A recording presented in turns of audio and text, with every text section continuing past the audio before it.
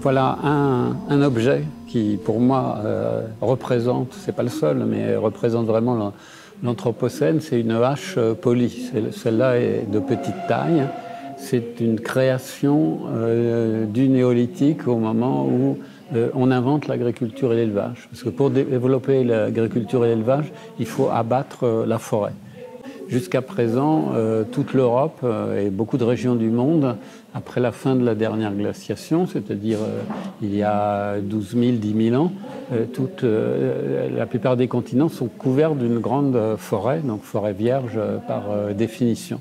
Et à partir du moment où certains chasseurs-cueilleurs vont commencer à domestiquer des animaux et à domestiquer des plantes dans plusieurs régions de manière indépendante, eh bien effectivement, il faut aménager de manière importante, ce qui n'avait jamais été fait jusque-là. Jusque-là, les chasseurs-cueilleurs étaient immergés dans la nature, ils étaient dans la forêt ou dans la steppe.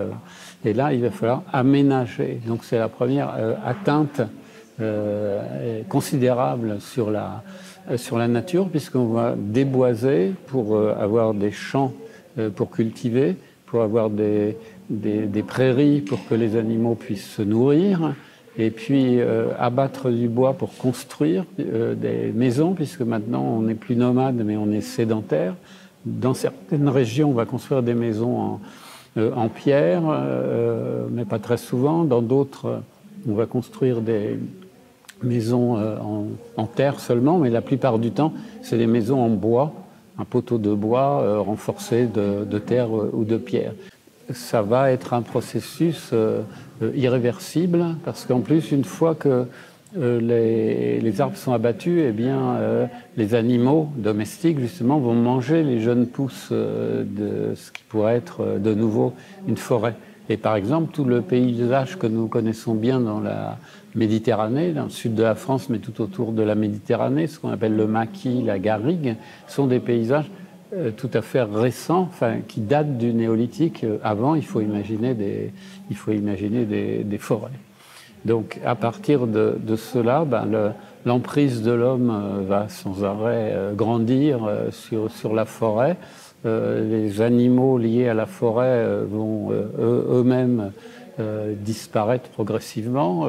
Si on prend le cas de l'Europe, où l'actuel territoire français, dans la forêt, c'était des cerfs, des sangliers, des chevreuils, des ours, des loups et des aurochs. Et les aurochs vont faire partie des animaux qui vont disparaître. Les derniers ont été tués au XVIIe siècle.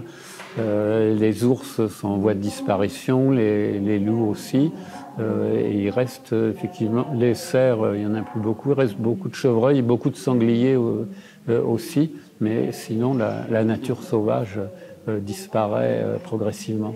Celle-là était de petite taille. C'est ce qu'on appelle plus précisément c'est une sous-catégorie qu'on appelle une herminette qui travaille comme ça. La hache travaille de cette manière-là et la herminette travaille comme ça, de cette manière-là. Alors c'était évidemment emmanché, c'est-à-dire que c'était enfoncé dans un morceau de bois de cerf collé avec de la résine, ligaturé, et ce bois de cerf lui-même avait un manche en bois, donc on travaillait comme ça. Et c'est évidemment pas aussi puissant qu'un outil en fer. Les outils en fer sont inventés dans les derniers siècles avant notre ère, donc on peut pas travailler en force, mais on mâche le bois comme ça, très progressivement. Il faut à peu près 1 heure pour couper un tronc d'arbre de 15 cm de diamètre. Donc il faut un peu plus de temps, mais c'est quand même très efficace.